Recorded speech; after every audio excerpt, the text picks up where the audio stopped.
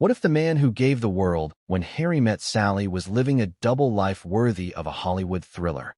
What if behind the warm fatherly smile, the activist speeches, and the red carpet charm, Rob Reiner, the beloved director, the Hollywood patriarch, was hiding a truth so big, so dangerous, it tore his entire family apart the moment he took his last breath? You're about to step inside a story no one saw coming. Before we continue, please hit the like button, subscribe to the channel, and turn on the notification bell for updates. But everyone should have. It begins not on a movie set, but inside a crime scene. A Brentwood mansion. Blood on polished hardwood floors. Two bodies, Rob Reiner, 78, and his wife Michelle, 70, found brutally stabbed to death in their $13.5 million estate. And the person who found them? Their youngest daughter, Romy, 27 years old. Pale, shaking, screaming. But it wasn't just the horror of the murders that stunned investigators. It was what Romy reportedly told the 911 dispatcher. There's someone dangerous in the house. Someone who should be a suspect. Her voice was trembling, but there was a strange calm in what she said next. My brother lives in the guest house. And that's when everything changed. Let's be honest.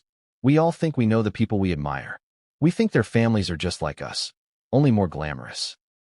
We watch them at award shows, read their political tweets, laugh at their old sitcom reruns. But when the cameras cut off and the estate gates close, what happens behind those manicured hedges? What if I told you that Rob Reiner, yes, the same man who directed The Princess Bride, the same man who marched with Martin Sheen, the same man who sat beside his famous father Carl Reiner at dozens of charity galas, might have been living a double life? Not just a few secrets. Not just old skeletons. A whole other family. In Europe, a secret daughter, and wire transfers that trace back decades. And it's not just internet speculation. Tracy Reiner, his eldest daughter, the one he raised after marrying Penny Marshall, is finally speaking out. And what she's revealing now could unravel everything you thought you knew about her father. According to close sources, Tracy told investigators she suspected for years that her father was hiding something. Not just guilt. Not just favoritism, but a literal second life. Allegedly, she even hired private investigators, quietly, after seeing something in her father's old storage unit that didn't make sense. A photo. A woman she didn't recognize. A child who looked familiar. But the deeper she dug, the more dangerous it got. Because then, the murders happened. Now you might be wondering, wait, wasn't Rob Reiner just that friendly liberal filmmaker? Didn't he raise kids, speak out against Trump, support mental health causes? Yes, he did all of that. And that's exactly what makes this story so disturbing. Because good men don't usually leave behind two wills. They don't secretly wire money to a villa in France. And they don't get murdered alongside their wives in a luxury home with security cameras mysteriously turned off. And what about Nick Reiner? Their troubled son, former screenwriter, recovering addict. He'd been living in the guest house. Some said he was getting better. Others said he was a ticking time bomb. But no one expected this. He was arrested the night of the murders, charged with 2 counts of first-degree homicide. And according to preliminary reports, he wasn't cooperative. But here's where the story twists. Because sources close to the family claim, Nick was protecting someone. Someone his father feared. Someone connected to that secret life in Europe. Let's talk about motive. Was this just a tragic case of mental illness spiraling into violence? Or was something else, something far more deliberate at play? Let's rewind. For months before the murder, Rob Reiner reportedly met with a high-profile estate attorney. Not just any attorney, but the same man who represented celebrities trying to hide things in offshore trusts. Why? What did Rob know was coming? And why did his wife Michelle tell a close friend weeks later, "I'm done pretending. He's not who the world thinks he is. And I can't do this anymore." Chilling, right? But it gets worse. After the murders, police found a safe hidden behind a bookshelf. Inside were letters, old, yellowed with time, written in French. Bank statements, photos, a birth certificate for a girl born in Belgium. A girl with Rob Reiner listed as the father. Tracy Reiner isn't holding back anymore. She's done protecting the legacy. She's done living in her mother's shadow. And what she's revealing is pulling Jake and Romy into a storm they never asked for. Jake, the steady news anchor, broke down live on air. Romy hasn't spoken publicly since the murders, but sources say her private testimony stunned even prosecutors. And then there's Elise, a woman in her late 20s, living in Brussels, claiming she is Rob Reiner's daughter, born from an affair with a French artist he met while scouting locations in Cannes during the 90s.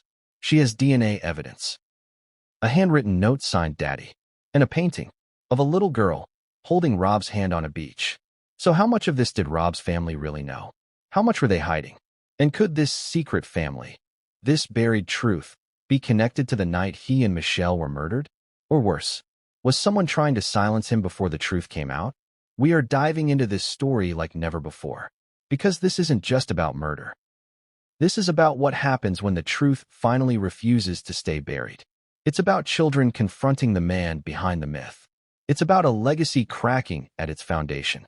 And it's about secrets coming back with blood on their hands. But we're just getting started. Because what Tracy told investigators in a private interview, the one not released to the public, includes a phrase that could change the entire case. She said, "He always said his greatest role was being a father. But I think he was playing a character the whole time." What did she mean by that? And how far back does this double life go?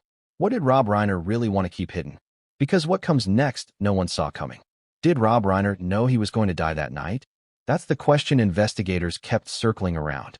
It wasn't just the brutality of the scene, it was the precision, the eerie quiet, the way the alarms had been disabled from inside the house. It didn't feel random. It felt orchestrated. And when the responding officers walked into that Brentwood estate on the night of December 14th, they weren't stepping into a house. They were stepping onto a stage. A final act, one drenched in blood and betrayal. The call came in at 9:37 p.m. A female voice, panicked, breathy. "This is Romy Reiner," she said, voice cracking. I think they're dead. My parents. There's blood. It's everywhere." There was a pause. Then she added something that would be replayed 100 times in the days that followed. "My brother's here. He was in the guest house. He's dangerous. You need to come." 8 minutes later, LAPD arrived on the scene. Lights off. No visible sign of forced entry. But the front door, unlocked. Odd, given that the Reiner estate was fitted with one of the most expensive private security systems in Los Angeles. A system that should have alerted them the second anyone entered unannounced. So why didn't it? Let's rewind just a bit. What do we know about that evening? From Romy's statement and corroborating texts to a friend, here's what allegedly unfolded. At around 8:15 p.m., Romy arrived to drop off a few Christmas decorations. Her parents, according to her texts, were planning a quiet evening. Rob was watching a screener for an upcoming documentary he was producing. Michelle was in the kitchen, making tea. It was supposed to be ordinary. But within 90 minutes, both were dead. And what Romy didn't expect to find was silence. Not the cozy hum of her father's speakers. Not the clinking of her mother's favorite teacups. Just silence. And then the smell. Coppery. Sharp. Like metal in the air. Romy said she followed a trail. First, into the hallway. Then the living room. And that's where she found them. Rob collapsed against the wall, his head resting against the bookshelf, eyes open but unfocused. His shirt was soaked through. Multiple stab wounds, one deep into the chest. His hands bloodied, as if he had tried to fight back. Michelle was face down near the stairs. Her robe torn. No signs of a struggle. Almost as if she hadn't seen it coming. Romy's scream must have echoed for blocks. Now let's talk about the scene. According to the police report, the murders were carried out with what's described as a large kitchen blade, approximately 10 inches long. The blade was later recovered, but it was wiped clean. No fingerprints, just faint traces of bleach. Forensics noted something odd. The wounds were inconsistent. Rob's injuries were aggressive. Multiple jabs. Deep. Personal. Michelle's? Quick. Efficient. 2 stabs to the back. Fatal, but less violent. As if whoever did this had different intentions for each of them. Or, here's a darker possibility. Maybe there were 2 attackers. By 10:04 p.m., officers had secured the scene. Romy, wrapped in a blanket, was being interviewed outside by a detective. And that's when her voice dropped. "I told them not to let him live here." "Who?" the detective asked. "My brother, Nick. He's been unstable. And my parents, they were afraid of him." Now keep in mind, this was before any forensic evidence pointed to Nick. before blood samples, before motive, before anyone had been arrested. So why did Romy go there immediately? Was it fear? Guilt? Or did she know something no one else did? Let's talk about Nick Reiner. The 32-year-old screenwriter, best known for co-writing Being Charlie, a semi-autobiographical film about drug rehab and father-son tension, had been in and out of the public eye for years. He'd battled addiction. He'd burned bridges. And yet, his parents never gave up on him. Sources close to the family say Rob believed Nick was still finding himself, that letting him live in the guest house was part of his healing journey. But others disagreed. Tracy, his half-sister, reportedly warned their father about Nick's volatility. She'd seen him lash out before, heard the shouting matches, and when he moved back into the Brentwood estate last summer, tension skyrocketed. Romy, in particular, allegedly felt unsafe.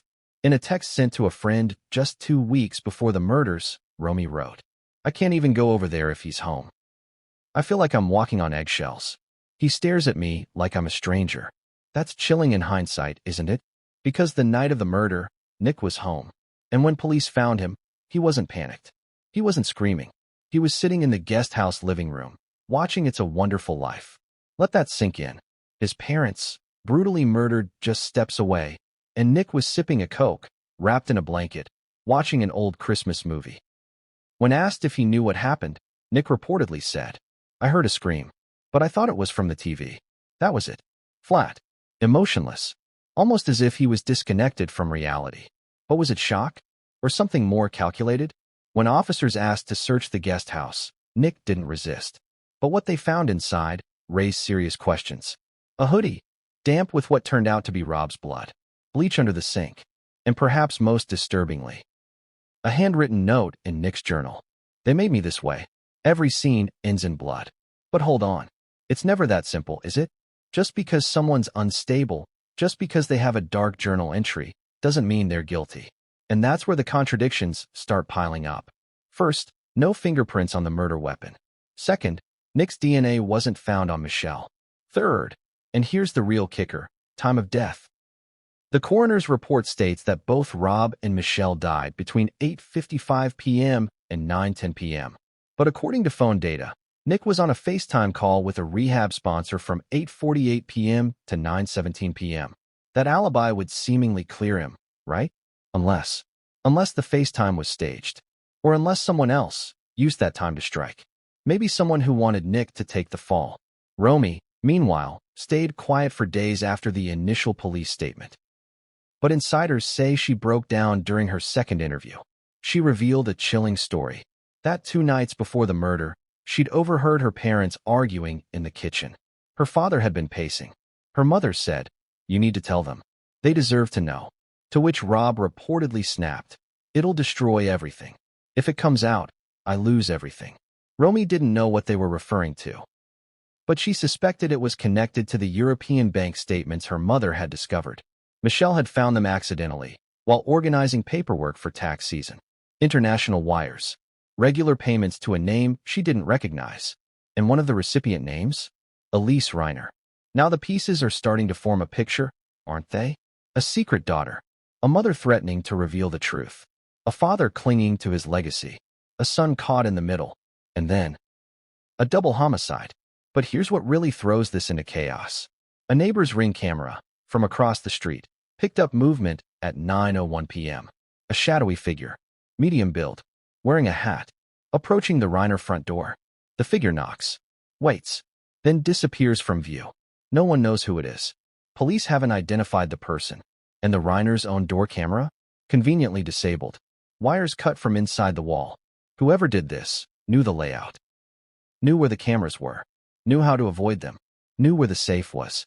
And most hauntingly, knew what secrets Rob Reiner was hiding. Because whoever killed Rob and Michelle didn't just kill them. They killed everything they had spent a lifetime building. And they left behind a family fractured, paranoid, and full of questions. Questions that are about to take us down a darker road than anyone could have imagined. Because in the next chapter, we look at the man the world has already condemned, Nick Reiner, and what you'll discover about his past and what investigators found under his bed will change everything. But what came next would make even seasoned detectives shudder. What if the person everyone thinks is the monster was actually the most convenient scapegoat?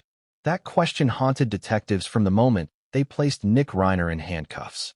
Because on paper, the story was almost too perfect. Troubled son, history of addiction, live steps away from the victims, blood on his clothes, detached behavior after the crime. Hollywood has seen this script before, and that's exactly why investigators were uneasy. Because real life doesn't usually line up this neatly. Nick Reiner had always lived in the shadow of greatness. Not just any greatness, Rob Reiner greatness. Imagine growing up with a father whose name alone could open doors, light up rooms, and silence critics. A man adored by audiences, praised by presidents, quoted endlessly. And then imagine being the son who couldn't live up to that image. Nick tried. He went to film school. He wrote scripts. He made short films that critics called raw and uncomfortable. Too uncomfortable. Because his work wasn't about fairy tales or love stories. It was about anger, resentment, a son screaming into a void while a father smiled for the cameras. One of Nick's early scripts included a line that now feels haunting. The worst part isn't that he ignores me. It's that he pretends to love me when the world is watching. Did Rob ever read that script?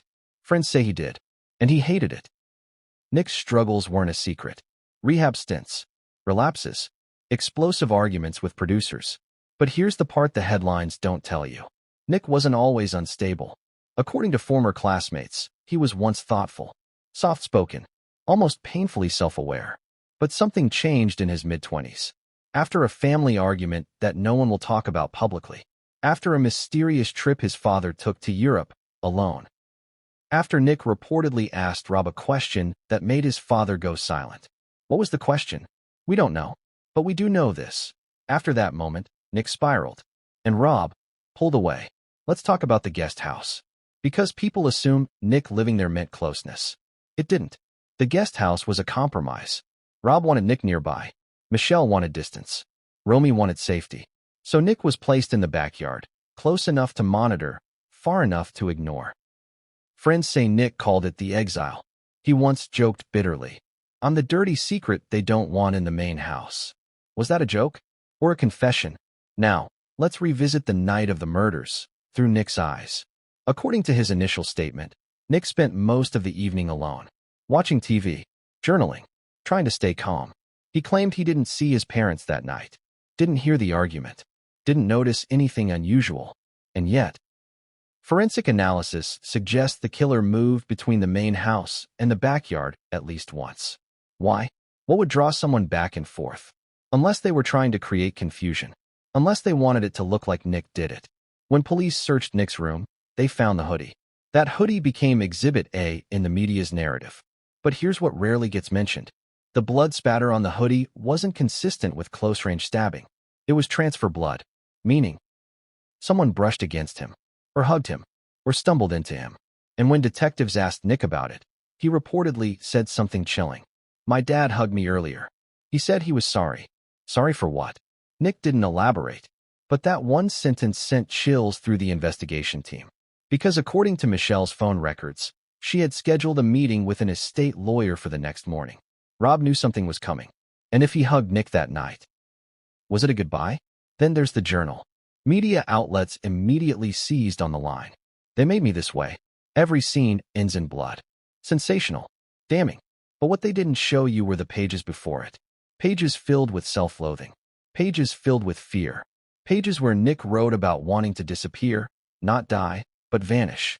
One passage stands out. I think Dad is scared of the truth. And when people are scared, they do terrible things. That doesn't sound like a confession. It sounds like an accusation. So why arrest Nick so quickly? Because pressure was mounting. A famous family, a brutal crime, and a public hungry for answers. And Nick fit the story. But then came the inconsistencies. The FaceTime call, the missing fingerprints, the disabled cameras, and most importantly, motive. What did Nick gain? Money? No. Freedom? No. Closure? Hardly. If anything, Nick stood to lose everything.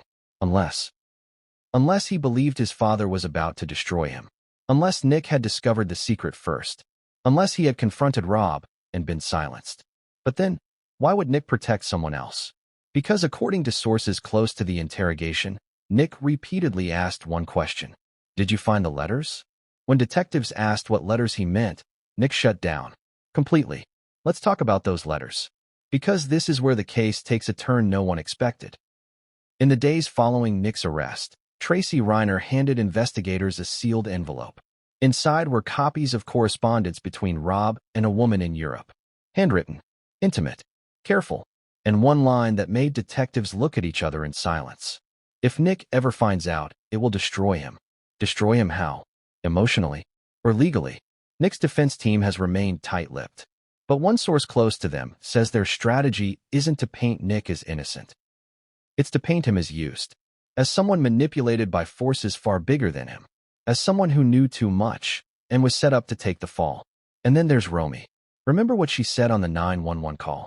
There's someone dangerous in the house. She didn't say Nick's name. She let the dispatcher assume. And when asked later why she pointed to her brother so quickly, Romy reportedly whispered, "I thought if I didn't, they'd come after me next." Who is they? And why would Romy? The baby of the family. Fear retaliation? Nick remains in custody. Silent.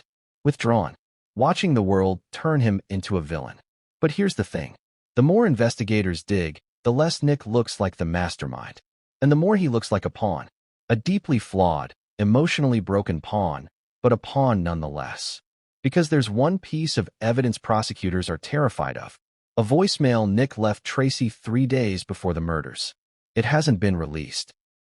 But one source described it like this. Nick sounded scared. Not angry. Scared. He said, "If anything happens to them, it won't be an accident." Think about that. What did Nick know? And who else knew it too? Because in the next chapter, Tracy Reiner finally steps out of the shadows.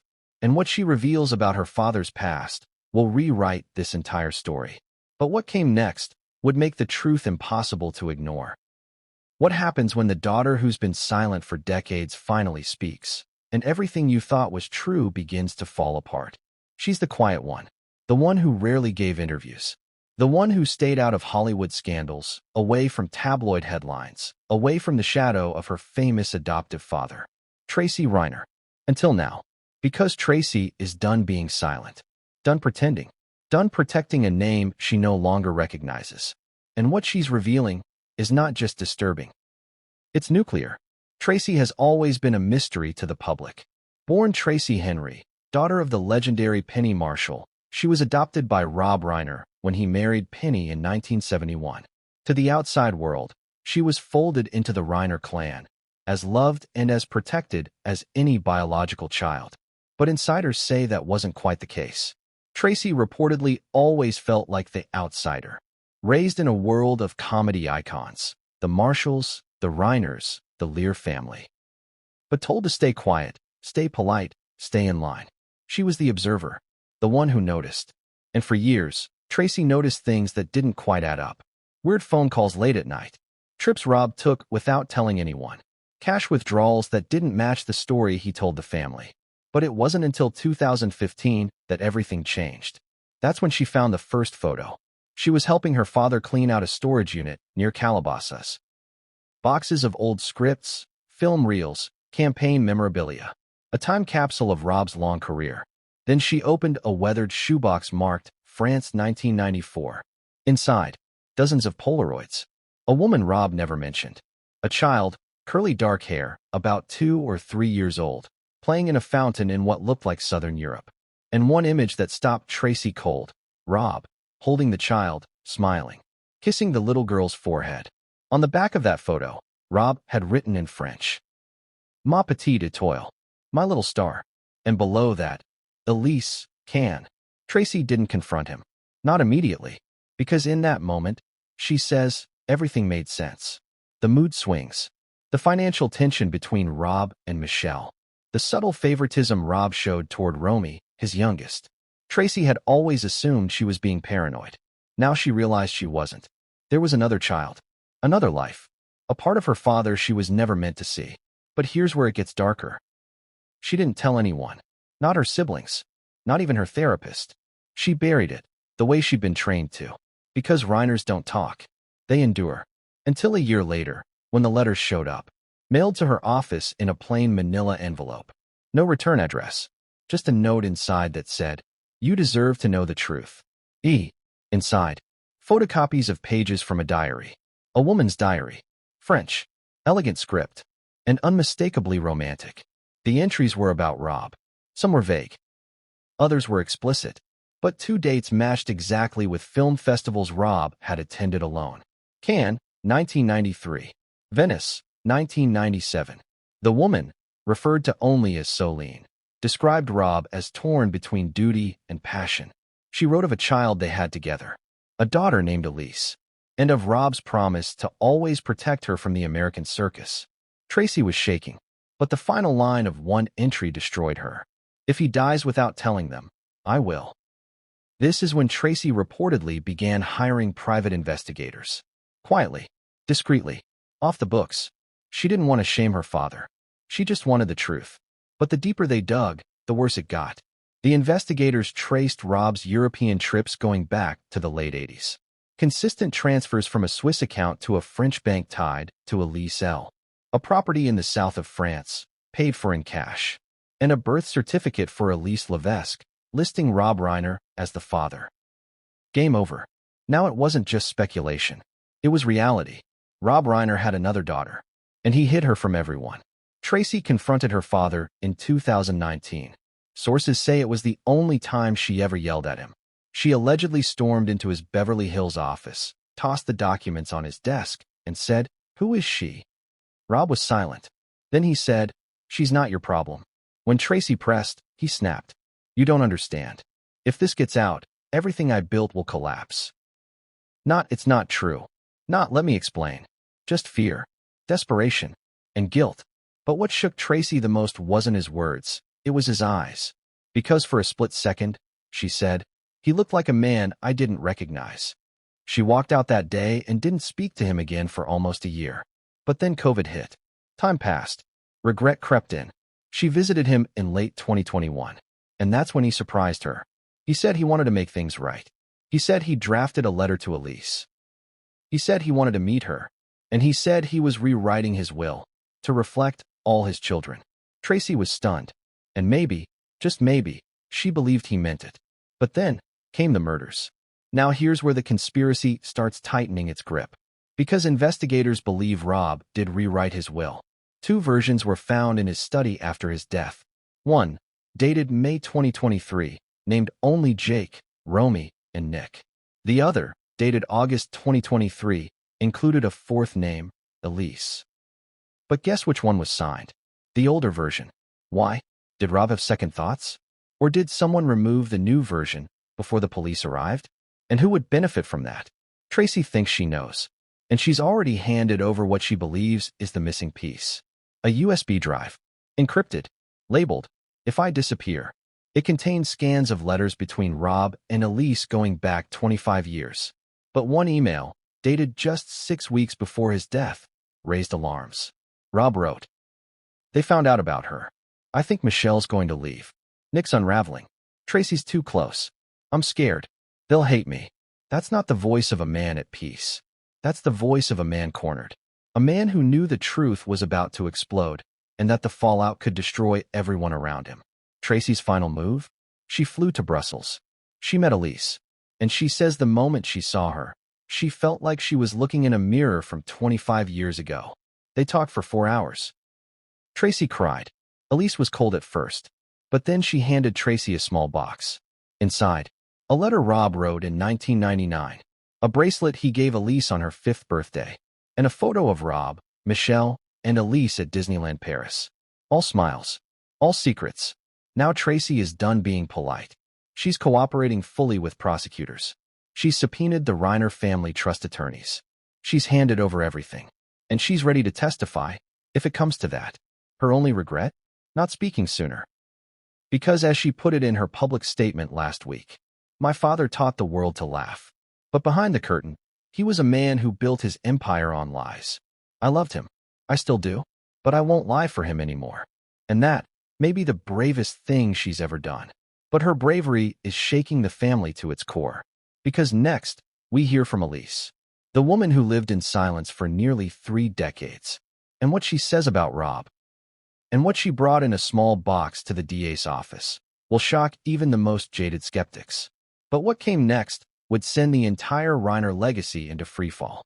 How many lies can one man juggle before the entire circus collapses? For decades, Rob Reiner wore the mask of the Hollywood ideal. Visionary director, loving husband, devoted father. But behind closed doors, across the ocean, a second family was growing in secret. A family the world wasn't supposed to know about. Until now. Because Elise, the daughter hidden in the shadows, has stepped into the light. And her story is about to shatter everything. Let's start with the name, Elise Levesque. Born February 2nd, 1995. Place of birth, Nice, France. Mother, Soline Levesque, a French painter who once had an art residency in Beverly Hills in the early 90s. Father? The birth certificate says, unknown. But Elise knows who her father was. Rob Reiner. And she's not just claiming it. She's proving it. When Tracy Reiner flew to Brussels to meet her, she expected tears, anger, maybe even threats. What she didn't expect was the calm. Elise wasn't looking for revenge. She wasn't even looking for fame. She just wanted the truth. Because for most of her life, she says, she was fed half-truths. Her mother told her, "Your father is a famous American. He sends money. He cares in his own way. But you must never try to find him." So she didn't. Not for years. But the questions never stopped. Why did he never call? Why only postcards with no return address? Why did her mother keep every wire transfer receipt like they were sacred relics? It wasn't until her mother died in 2018 that Elise found the truth, tucked away in a small chest under the bed. Love letters, photos, a bracelet with the name ER engraved in gold. And then, one letter, never sent. It was addressed to Tracy, written by Rob. In the letter, Rob called Elise the child I wish I could have acknowledged. He wrote, "I wanted to bring you into my world. But my world is made of mirrors and smoke. If people found out, everything would change. And I was too much of a coward to let that happen." He apologized for being absent. He thanked Soline for protecting the secret. And he asked Elise to forgive a broken man who made selfish choices. It broke her, because all those years, she thought she wasn't enough. When in fact, Rob Reiner was the one who was afraid he wasn't enough. Now here's where the story moves from heartbreaking to horrifying. Because Elise didn't come forward just to reclaim her place in the Reiner family. She came forward because she believes someone killed her father to keep her hidden. Why? Let's walk through the timeline. In August 2023, Elise hired a French lawyer to contact Rob Reiner officially. No threats, no press, just a private letter requesting acknowledgement and possible inheritance clarification. In the letter, she asked to meet. 3 weeks later, she got an email. Not from Rob, but from a law firm in Los Angeles, representing Rob's estate. They told her the matter was being reviewed. They told her communication would follow. But instead, radio silence. Then, on December 14th, just over 3 months later, Rob and Michelle were murdered. And Elise received a message from an anonymous number. "Leave it. He's dead. You got what you wanted." The sender? Never identified. The timing? Unmistakable. Coincidence? Or warning? Investigators are now considering Elise's testimony critical. Because the murder may not have been a family meltdown. It may have been a cover-up. Here's what we now know. Rob had added Elise to a draft of his will in August 2023. That version disappeared after his death. Elise had recently initiated legal steps to prove paternity. Rob had allegedly told Tracy he was ready to tell the truth. So who didn't want that truth exposed? And how far were they willing to go to bury it? Elise didn't come to Los Angeles with an entourage. She came with a cardboard box. Inside were the original love letters between Rob and her mother. Dozens. Some typed, most handwritten. Some sweet, others desperate. One, dated April 1995, read, "If anything happens to me, don't go to the media. Go to Tracy. She'll understand." He wrote that when Elise was just 2 months old. Why was he already thinking about secrecy? About risk? Was someone threatening him even then? Or was it just guilt? But here's the letter that shocked even the district attorney's office.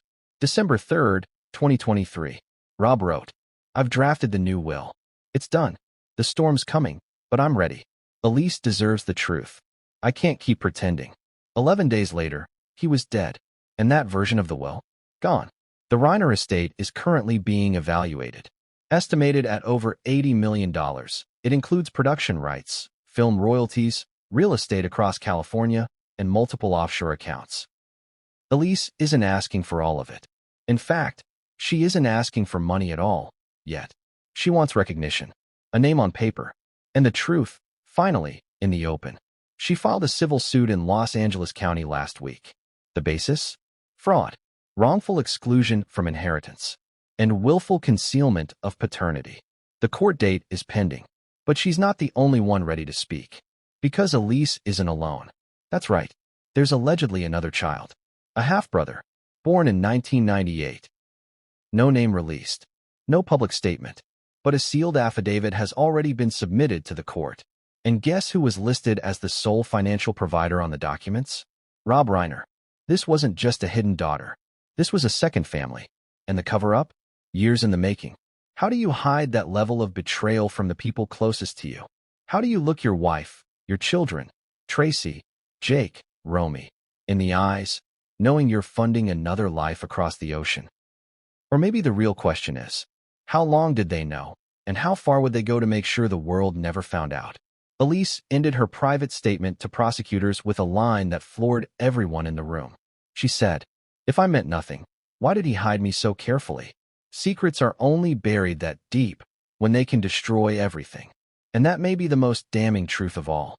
Because Rob Reiner didn't just betray his family. He betrayed himself.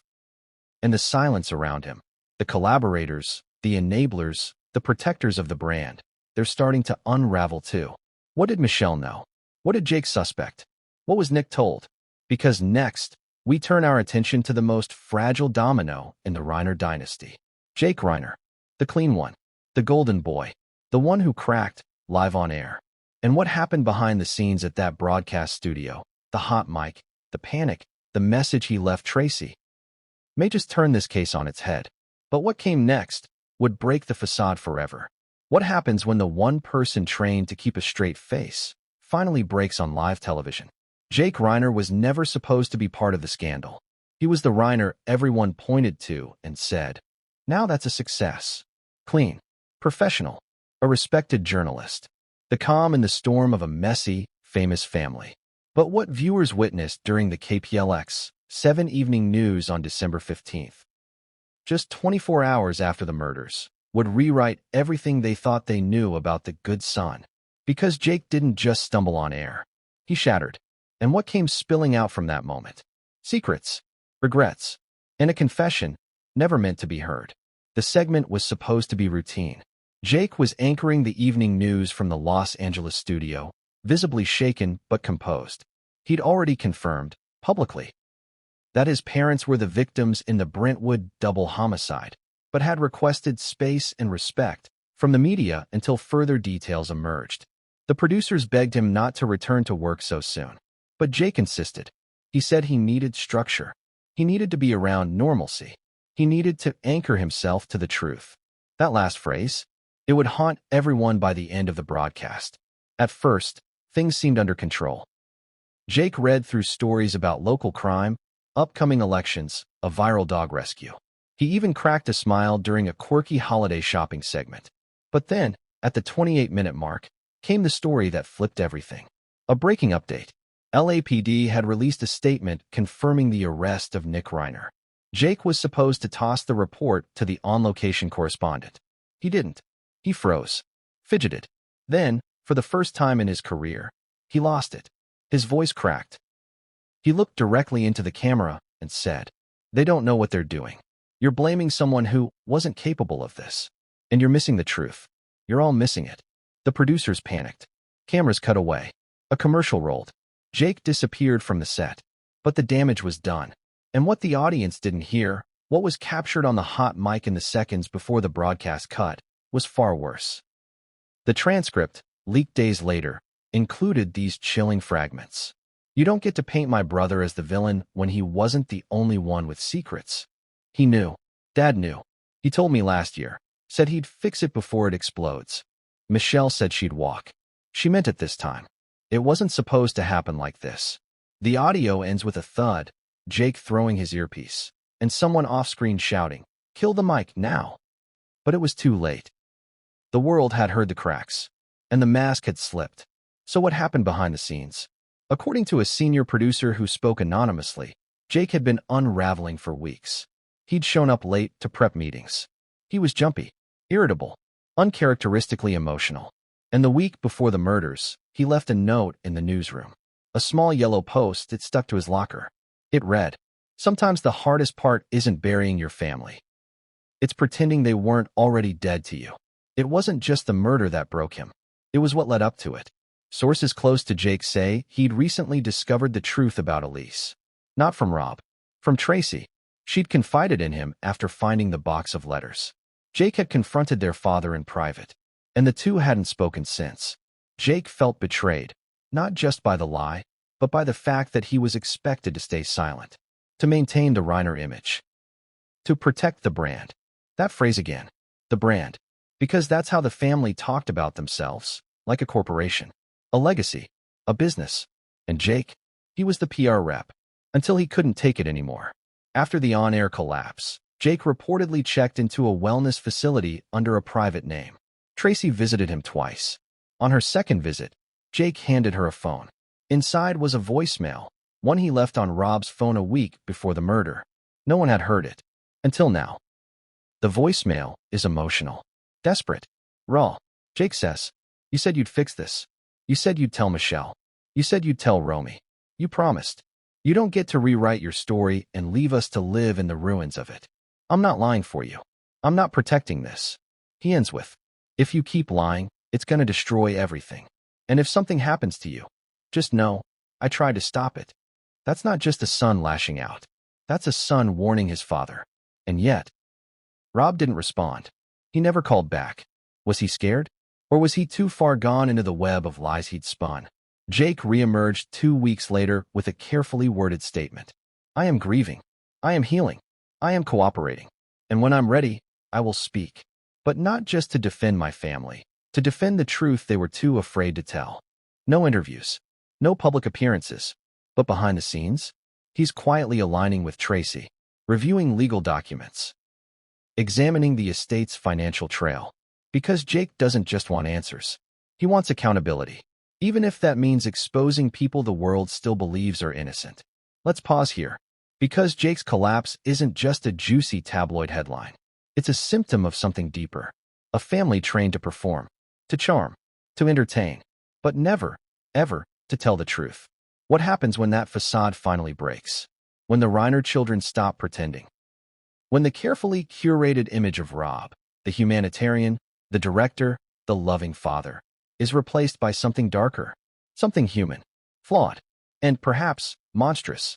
Jake's story is still unfolding, but his breakdown was the first crack in the dam. And what's leaking out now will flood the entire legacy. Because next, we return to Romy, the daughter who found the bodies, the daughter who said the words that shifted everything, and what she found in her father's study drawer. The one she screamed over is now in police evidence. And its contents? They don't just change the narrative. They burn it to the ground. But what came next would leave even seasoned prosecutors stunned. What if the person who called 911 wasn't just reporting a murder, but running from something too? Romy Reiner has been quiet. Almost too quiet. While the media swarmed her brother Nick's arrest, while Tracy's testimony rippled through legal circles, while Jake melted down on air, Romy stayed in the shadows. She made no statements, declined all interviews, disappeared from public view. But behind the silence, a storm was building, because Romy was the first to find the bodies. She was the one who called the police. She was the one who whispered, "There's someone dangerous in the house." And now she's telling her side. And what she reveals not only flips the case upside down, it adds a whole new suspect. Let's start with Romy's childhood. To the world, she was the baby of the Reiner family, the artistic one, the sweet one, the least involved in Hollywood politics. She grew up on red carpets, attended charity galas, studied art in New York. But behind that polished image, Romy says she always felt watched. And not in a celebrity way, in a family way, like someone always knew her movements, listened to her calls, checked her texts. At first, she thought it was her parents just being protective. But after she turned 21, she says that feeling intensified. Because suddenly, without warning, her father stopped trusting her. She wasn't allowed near his study. Family staff started reporting on her comings and goings. And one day, she caught him reading her journal. She confronted him, and what he said chilled her to the bone. I need to make sure you're not talking to anyone in Europe. Europe, that one word. Again, Romy didn't understand at the time. She assumed it was paranoia. Maybe her father was losing his edge. But then, one night, she overheard a phone call. She was walking past her parents' bedroom. The door was cracked. Her mother, Michelle, was crying, and her father was whispering, "They don't need to know. I'll deal with it. I have until the new fiscal year. Just don't tell Romy. She's too soft." That was the moment everything changed. Because Romy realized her father wasn't afraid of her. He was afraid of what she might find out. Fast forward to December 14th. Romy had stopped by to deliver holiday cards. It was late, around 8:15 p.m. She says the house was off. No music, no fireplace, just a weird stillness. She called out, no answer, walked into the hallway. And then she saw the blood. We've already covered what she found. Her parents' bodies, the silence, the chaos. But what we haven't heard until now is what happened after the 911 call. Because while waiting for police, Romy did something she hadn't done in years. She went into her father's study. And there, in the bottom drawer of a locked cabinet, she found it. A black notebook. Thick, weathered, labeled simply, Conscience. Inside were pages of Rob's handwriting. Confessions. Regrets. Drafts of letters he never sent. Some were to Elise. Some were to Michelle. But one page, dated December 11th, just 3 days before his death, stood out. It read, "They all know. It's unraveling. I told Nick he has a sister. He didn't take it well. I think I made a mistake. He said, if you're not my real father, I don't owe you anything." Wait, not my real father? What does that mean? Was Rob admitting something about Nick's parentage? Or was it just metaphor? Either way, the implication was explosive, and Romy couldn't breathe. She screamed. That scream was what the neighbors heard. That scream was what led the dispatcher to flag the call as urgent. That scream, over a single notebook, was the real beginning of Romy's breakdown. In her formal statement to police, Romy said, "My dad lied to all of us. I think he was planning something. I think he was going to disappear or fake something or cut ties. I don't know, but I wasn't supposed to see that book." She added, "I don't know who killed him, but I do know this, he was scared. And not of Nick." That last sentence, it changed everything. Because up until that point, the police were working off a narrative built around Nick's instability. But Romy's statement introduced a new layer.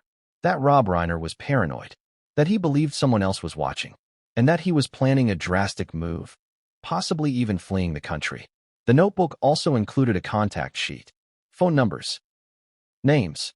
Most were innocuous, but one was circled in red ink. A name unfamiliar to everyone involved in the case. Jonas R. Further investigation linked that name to a private security consultant based in Zurich. A man known for helping high-profile clients disappear, legally and quietly. Was Rob planning to vanish? Fake his death? Start a new life abroad? It sounds dramatic, until you look at the money. Because just 1 week before the murder, Rob transferred $3.1 million to a new account based in Liechtenstein. That money? Still missing, unaccounted for, and not listed in the original will. Let's go back to Romy, because here's where her fear becomes clearer. She says that after discovering the notebook, she left the study and found the guest house door wide open. No one inside. No Nick. No movement. Just an open door and the faint smell of bleach. Romy froze. She told police she felt watched, like someone had just left or was about to return.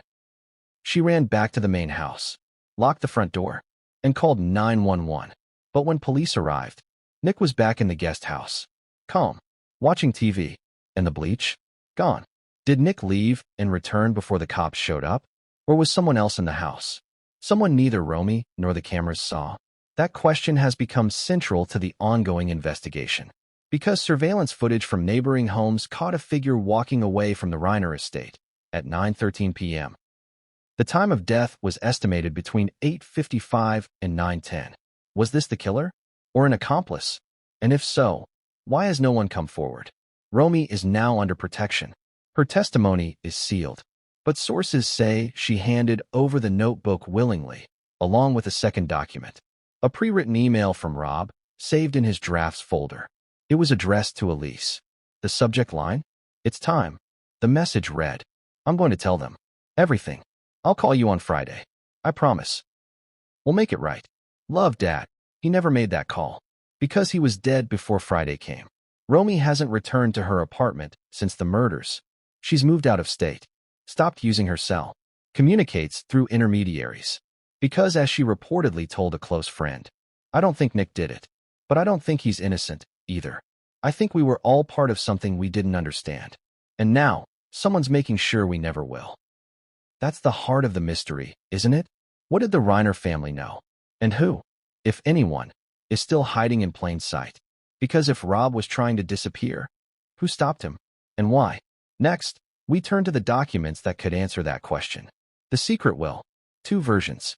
One signed, one destroyed, and the envelope labeled, only after my death. Inside that envelope, a truth no one was ready for. But what came next would change who inherits everything. And who's about to lose it all? What would you do if you found out the fortune, the name, the legacy you'd spent your life standing on wasn't yours anymore? It all came down to one envelope, one handwritten note, one instruction scribbled across the flap in Rob Reiner's distinct, looping signature. Only after my death. Inside, a will. But not the will. Not the version filed with his lawyer. Not the one giving everything to his children, Tracy, Jake, Romy, and even Nick. No. This version was different. Because in this will, dated just 62 days before Rob Reiner's murder, there was a name added. A name no one expected. Elise Levesque. Let's rewind. After Rob and Michelle were murdered, police began their forensic sweep of the Brentwood estate. Tracy and Jake were left to handle the legal affairs, or so they thought. When the family attorney opened Rob's official estate file, the document inside was dated February 2022. It was standard, straightforward. Everything divided among the 4 Reiner children. Michelle listed as the executor. No mention of any outside heirs. Simple, comforting, clean. But here's the thing. Rob never kept things clean. 10 days later, during a secondary sweep of the home office, LAPD forensics discovered something behind a locked bookshelf panel. A hidden compartment. Inside, a small black safe. Dusty. Locked. The combination? A birthday, not Rob's. Not any of his kids. It was Elise. The year of her birth. 1995 was the final sequence. When they cracked it open, they found handwritten letters, family photos not seen in public, travel receipts to Brussels, Paris, and Lyon, and, most importantly, a second will, signed August 13, 2023. This version changed everything. Because in it, Rob explicitly stated, I hereby recognize Elise Levesque as my biological daughter. She shall be entitled to an equal share of my estate, intellectual properties, and residuals, as outlined under California probate law. There it was. In writing. No ambiguity. No room for interpretation. And it wasn't just the addition of Elise. This will have other changes. Subtle, but devastating. Let's break them down. Tracy Reiner was moved from primary inheritor of creative rights to equal distribution with all siblings. Why does this matter? Because Tracy was the only Reiner child with experience managing creative legacy properties. She'd worked in production. She'd handled the early drafts of Rob's archives. And yet, in this will, she was stripped of that role. Why? Was this Rob's way of punishing her for digging into his past? Or was someone else behind the revision? Nick Reiner was removed from the estate trust board. This raised eyebrows. Rob had always defended Nick, fiercely. Even at Nick's lowest, Rob publicly claimed he had faith in his son's recovery. So why cut him from the board? Was it about money? Or did Rob suspect Nick might challenge Elise's place in the family? Michelle Reiner was removed as executor. And guess who replaced her? Rob's attorney in Liechtenstein. That's right, not a US-based attorney. Not a family friend. A man tied to Rob's offshore accounts. Now things were starting to smell like something else entirely. Here's the most unsettling part. The signed August will, found in the secret compartment, was never submitted to Rob's estate attorney. Instead, the older 2022 version had been preserved, filed, and stored in a fireproof drawer in the official estate cabinet. Which raises one chilling question. Who made sure the old will was the one that would be discovered first? Because someone, and it would have had to be someone with access to the home, deliberately hid the new will away and left the outdated one in plain sight. Someone who knew the updated version would change the entire game. Now let's talk about what the August will meant in numbers. Rob Reiner's estate, at the time of death, was valued between $82 to $88 million. That included $21 million in real estate holdings, Brentwood, Malibu, NYC condo, $17 million in royalty earnings, films, shows, and production rights, $5 million in liquid accounts, $39 million in trust funds and international accounts. Under the old will, each child, excluding Elise, would have received roughly $19 million. Under the new will, split 5 ways, $16 million each. But with Elise named, it also triggered a clause in a French asset structure, one that gave her exclusive rights to a property in Antibes, worth an additional $4.7 million. A property Rob had purchased in 2001, paid for in full, and never disclosed publicly. You following this? Because that means someone, maybe multiple someones, had a lot to lose if Elise's existence was recognized. When Tracy reviewed both wills side by side, she broke down. She told investigators, "He planned to tell us. He planned to change things. I think he was trying to do the right thing. But someone beat him to the punch." Jake allegedly said, "That wasn't our father.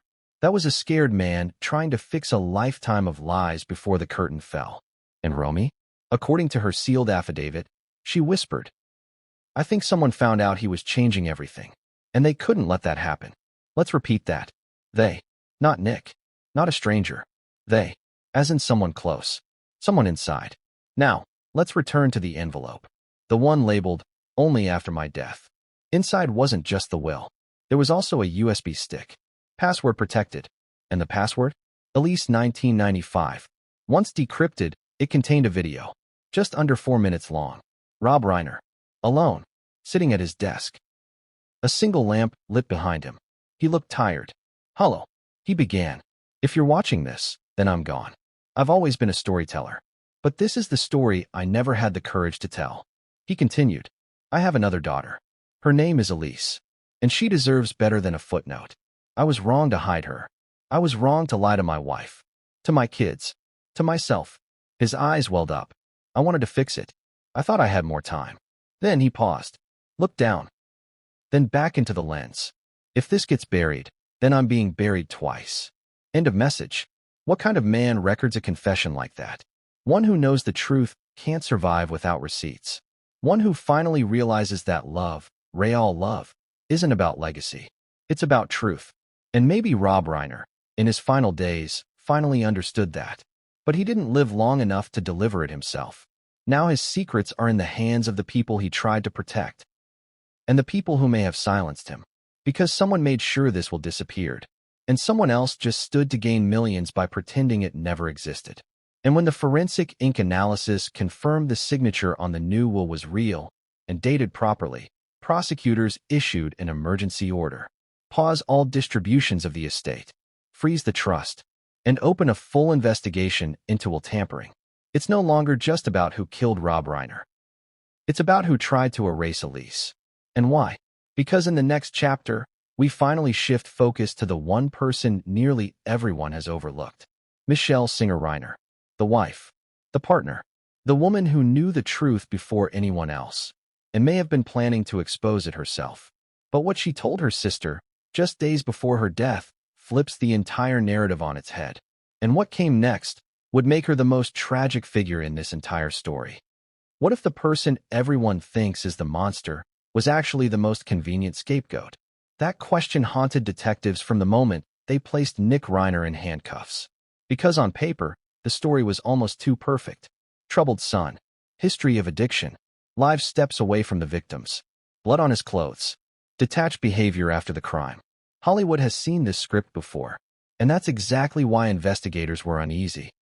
Because real life doesn't usually line up this neatly. Nick Reiner had always lived in the shadow of greatness. Not just any greatness, Rob Reiner greatness. Imagine growing up with a father whose name alone could open doors, light up rooms, and silence critics. A man adored by audiences, praised by presidents, quoted endlessly. And then imagine being the son who couldn't live up to that image. Nick tried. He went to film school. He wrote scripts. He made short films that critics called raw and uncomfortable. Too uncomfortable. Because his work wasn't about fairy tales or love stories. It was about anger, resentment, a son screaming into a void while a father smiled for the cameras. One of Nick's early scripts included a line that now feels haunting. The worst part isn't that he ignores me. It's that he pretends to love me when the world is watching. Did Rob ever read that script?